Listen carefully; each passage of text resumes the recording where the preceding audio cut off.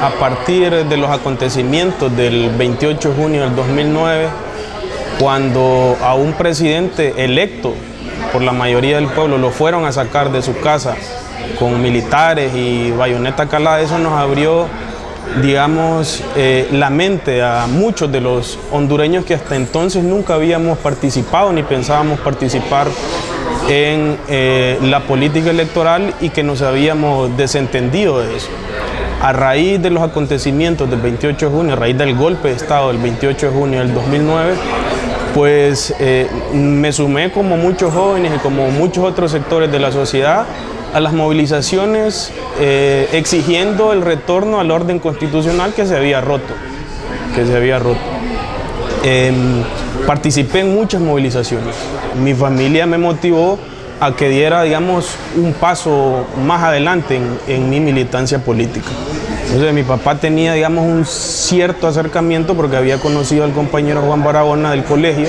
Él estudió en el Instituto Central Vicente Cáceres y dada la coincidencia que además con el compañero Juan Barahona éramos vecinos de la misma colonia, una colonia populosa de Tegucigalpa, la colonia Cerro Grande.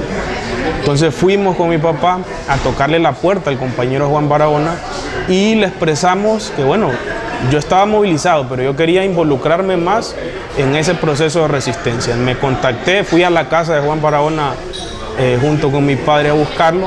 Nunca había tenido un acercamiento con él, nada más lo había conocido en los medios de comunicación y en las movilizaciones. Y de ahí para adelante, bueno, me contactó con algunos dirigentes de la juventud del Frente Nacional de Resistencia Popular. Me involucré en procesos de formación política. Recuerdo muy bien, todos los sábados era destinado de mi tiempo para tareas de organización y de formación política. Los sábados de 1 a 3 de la tarde iba a formaciones políticas.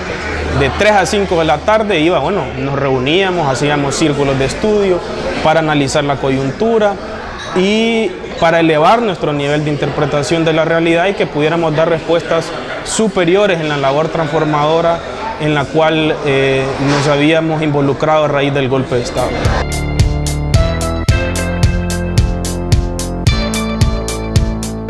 Mi formación académica, digamos que fue en institutos con alguna tendencia conservadora. Egresé de un colegio con instrucción, que daban instrucción militar, imagínense. Egresé de una universidad también privada, religiosa, la Universidad Católica de Honduras. En el seno de mi familia nadie había participado en política, pero fue a raíz de esos procesos de formación política, a raíz de que conocían a mayor profundidad cuál era la realidad que estaba viviendo el país, que fui desarrollando esa conciencia social que me decidí a formar parte del Partido Libertad y Refundación.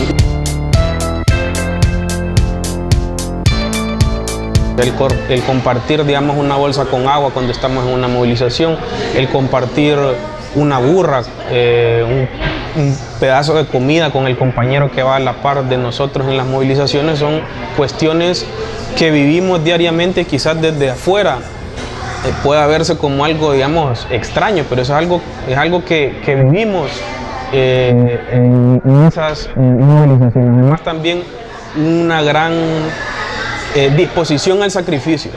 Recuerdo, por ejemplo, en una de las asambleas del Frente Nacional de Juventudes en Resistencia, que era una instancia, un espacio aglutinador de las juventudes progresistas y revolucionarias dentro del Frente para crear estructura y conciencia en la juventud, donde nos tocó, por ejemplo, dormir sentados en una asamblea en San Pedro, sentados en un pupitre, esperando que el día siguiente fuera esa asamblea. Pero esas son cuestiones que en lugar de afectarnos más bien fortalecen nuestro compromiso y nuestra convicción y nuestro convencimiento de que una realidad distinta para el país sí es posible.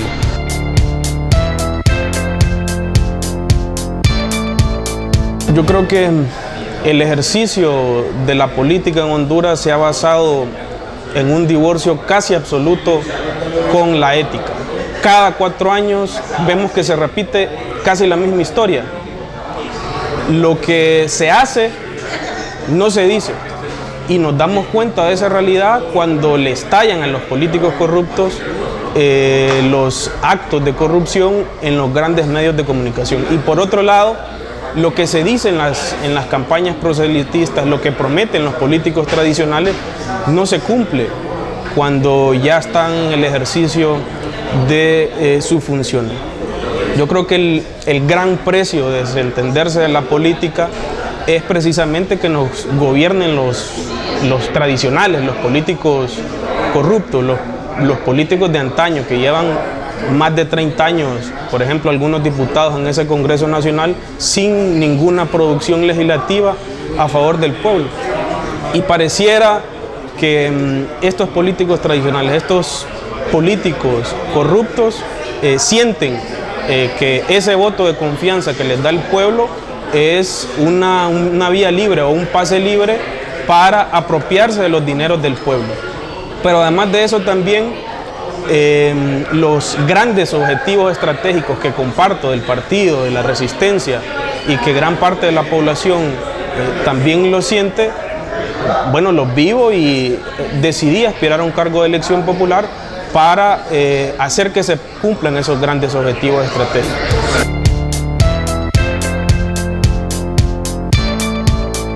Digamos que fue una sensación nueva. Habíamos acompañado grandes movilizaciones hacia el Congreso Nacional, pero había tenido la oportunidad única y exclusivamente de estar en los bajos del Congreso Nacional nada más, exigiendo que se cumplieran varias reivindicaciones sociales que todavía están sin cumplirse. La sensación del primer día, digamos que fue algo abrumadora. Por primera vez pude entrar a ese espacio legislativo, a ese espacio donde se toman grandes decisiones para la vida política y social del país. Fue una sensación bastante abrumadora. Llegué a ese Congreso Nacional y estoy todavía en ese Congreso Nacional con una mochila grande de sueños, una mochila muy grande de esperanza para poder aportar al desarrollo del país, para asegurar que en ese poder del Estado se le asegure educación, se le asegure salud al pueblo hondureño y poder sacar al país adelante.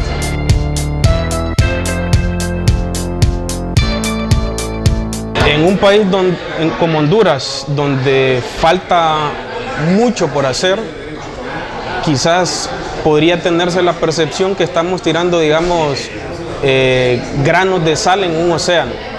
Pero durante la campaña electoral, nosotros criticábamos de manera bastante incisiva cómo, por ejemplo, en los presupuestos generales de la República se olvidaba el gasto para educación, para salud y para otras cuestiones que son vitales para el desarrollo del país. En ese sentido,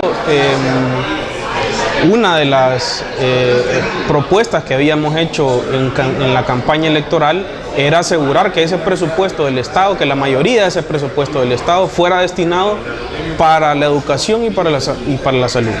El primer proyecto de ley que presenté en el Congreso Nacional fue efectivamente para eso, para asegurar que sea una prerrogativa constitucional el presupuesto para educación. Presenté un proyecto de ley para asegurar que el presupuesto para educación, el gasto público en educación no sea menor al 8% del Producto Interno Bruto. ¿Y qué significaría eso, digamos, para la población que no entiende de Producto Interno Bruto, que no entiende de presupuesto? Significaría más o menos que 3 lempiras de cada 10 que entran a las arcas del Estado sea invertido en educación. Otro de los objetivos que tenemos como diputados es el fortalecimiento del Estado de Derecho y de la democracia del país, y estamos, con la bancada del Partido Libre, con los demás diputados de la oposición empecinados en asegurar que Honduras viva en una democracia plena. Pero además de eso, también como joven, bueno, tengo que plantearme soluciones para los jóvenes. Hoy, ¿cuál es la realidad de los jóvenes? 3 de cada 10 jóvenes no tienen acceso ni a la educación ni al trabajo.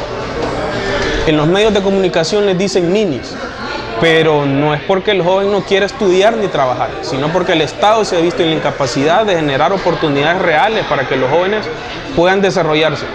Los jóvenes no queremos una bolsa solidaria que es pan para hoy o hambre para mañana. No queremos una bolsa de cemento que es, digamos, solamente un paliativo o solamente una lámina de zinc que nos cubre solamente una parte de nuestros hogares. Nosotros queremos soluciones integrales para los jóvenes y en ese sentido también presentaremos como bancada, como diputados jóvenes, proyectos de ley encaminados para asegurar un tránsito productivo hacia la vida adulta por parte de los jóvenes, sin olvidar, por supuesto, sin olvidar que el llamado del Partido Libre a su bancada es que seamos una bancada en insurrección.